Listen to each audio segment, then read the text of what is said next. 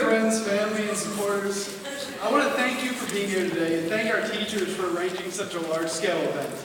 The reason why I'm standing in front of you is simple. I want to forge our country into the great world leader it once was.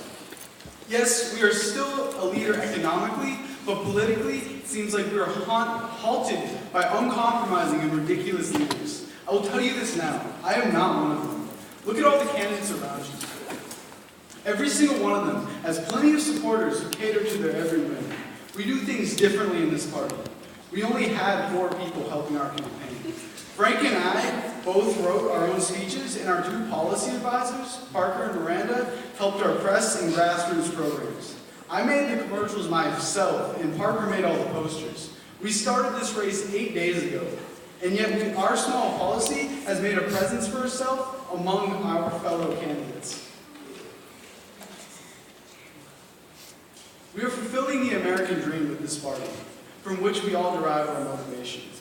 We have built this campaign from nothing for the purpose of making a difference in politics.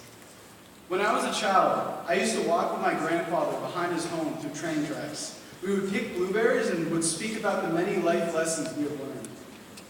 This annual tradition was cut short when I was 6. I found that train tracks had been bulldozed, and now there was simply a plot of flat land in its place. I watched as my grandfather shed a tear, and I knew that I needed to make a difference with regard to the environment.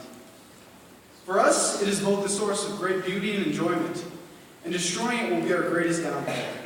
We need policies that guarantee that each one of us will be able to walk with our grandchildren without seeing the great abuse that we have done to this earth. Our seas are rising, and our weather patterns are drastically changing. If we do not take action now, the rising temperature of our world will only persist. I will enact policies that not only stop, but reverse this event.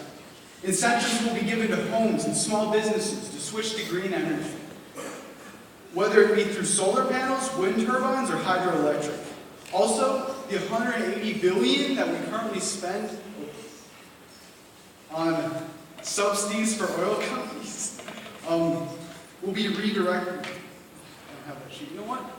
I'll do this without. I don't need it. Anyways, we will direct those $180 billion that we spend on subsidies for oil companies and instead put them in green energy initiatives.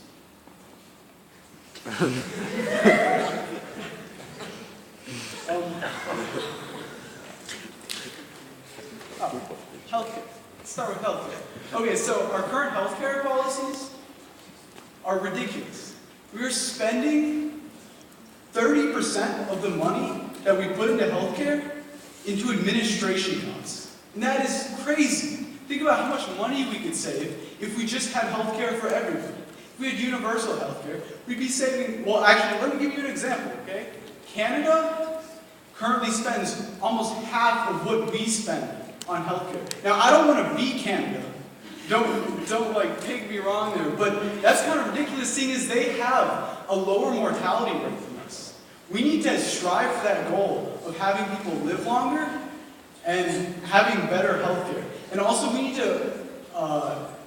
to work with pharmaceutical companies to make sure that drugs do not cost a lot of money for the American people. We need to invest in our future. We need to invest in scientific, mathematical, and artistic breakthroughs that will in turn contribute to better healthcare and more efficient machines and an incredible country. And we need to do this by investing in our teachers. I had many teachers in my high school career, and I can definitely say that some of them have taught me more than I ever thought I'd be capable of learning. Under my presidency, teacher pay will be increased and standardized tests will be reduced. Teacher sit-ins will allow for teachers to still be evaluated, but I want you guys to learn instead of having to sit there and take a test for 45 minutes every day. Money will not just be invested in the education method, but also in the environment. Natural light, modern decor, and colorful murals that seem to have gone in this school will be allowed. That way we have a good environment to learn in. I understand that many of you may look at me as another politician, but let me assure you, I am not just that. I am a human being.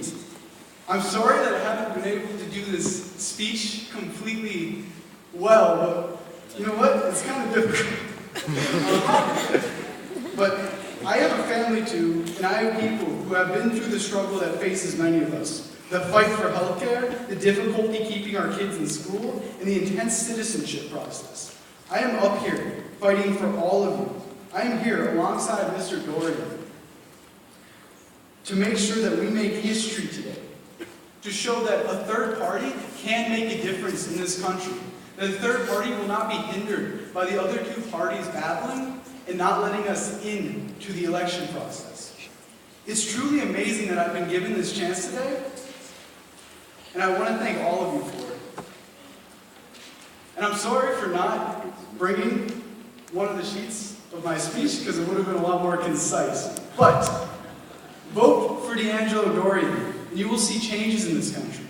You will see that a third party has real views, and they're not being persuaded by pharmaceutical companies and oil companies or any other companies. They're just taking their own views and doing them. Vote for us.